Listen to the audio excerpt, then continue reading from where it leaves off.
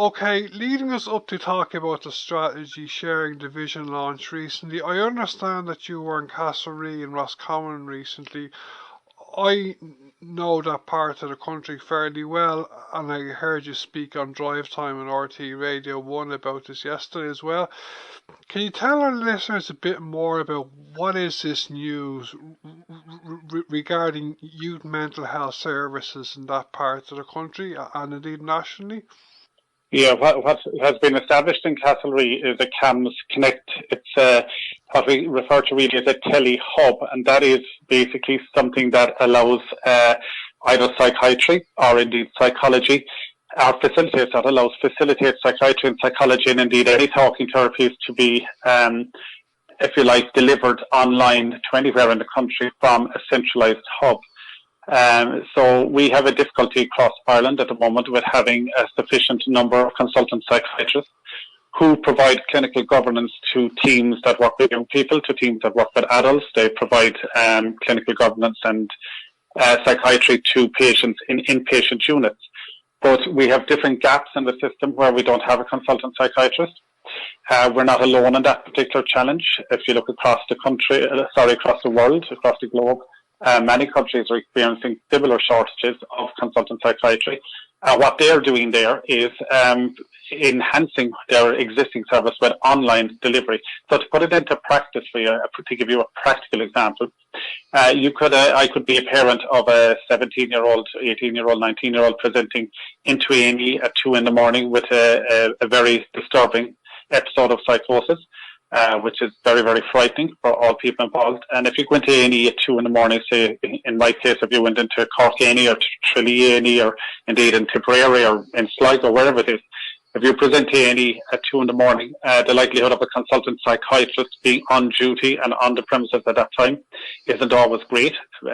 So what we have now is an online facility where potentially like a blood pressure cart could be rolled up inside the A&E or wheeled in, and with the flick of a switch, a psychiatrist is available to meet the presenting person, to assess them, to diagnose, to prescribe, and even to admit if necessary.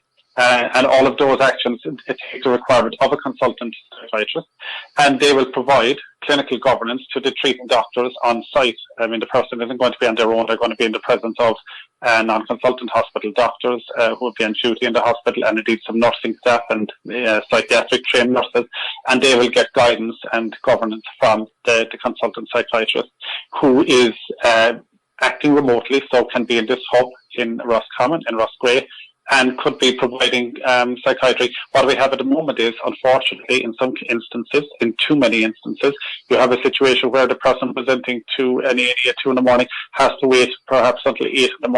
or 9 a.m. until a consultant psychiatrist comes on site and on duty.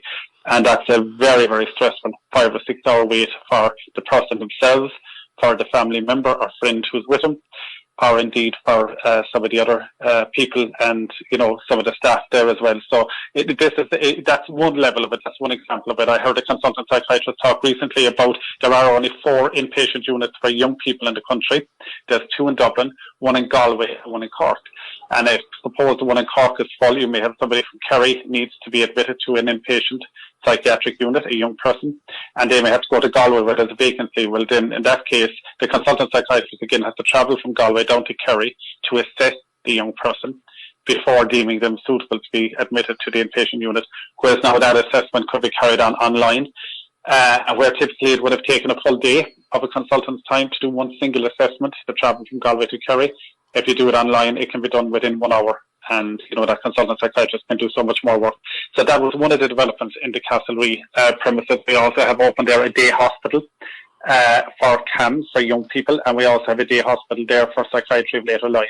And the move to the model of day hospitals is a very positive move away from a reliance on inpatient care 24 hours a day, 7 days a week.